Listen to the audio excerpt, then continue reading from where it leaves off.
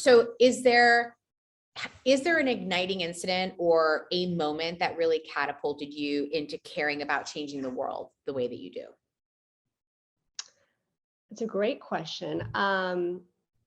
I can't say that I can pinpoint it to a specific moment. I will say that for better or worse, I was raised in a very irreverent environment. I think a spirit of irreverence was ingrained at me from a young age. So but I've kind of also just been outraged from the get-go. Like I remember You came in real pissed off. Well, it's just like someone's got to be done here. And so I remember being 9 years old and getting to the point in English class where you start taking vocabulary tests. And I was like, this is great. I'm learning these really new big words. And I was so excited because I was in the process of recording cassette tapes for President Clinton at the time, where That's a casual name drop, by the way. Yeah. Well, I mean, this is just in my, no, there were things I mailed to him. I never got a response, nor do I know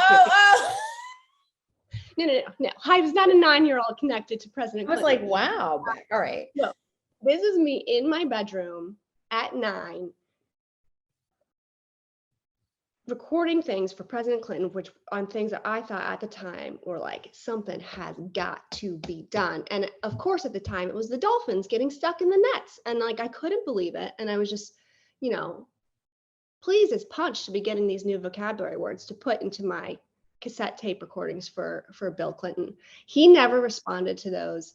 But yeah, so I was always kind of like on the activist tip. And then I will say in high school, probably around 16 or 17 years old, I got my hands on Susan Faludi's Backlash. And that was the first real feminist text I read. And I think that combined with kind of this spirit of irreverence from my childhood household, I was kind of empowered to challenge what I thought norms were. And particularly at that time in high school, thinking about when it dawned on me that every person, not every person, but the vast majority of kids that are born in the United States just have their dad's last name. I was like, what? Like, how is that even logical whatsoever? Like, absolutely not at 16. I was like, if I have a funk out of this body, it will be a funk.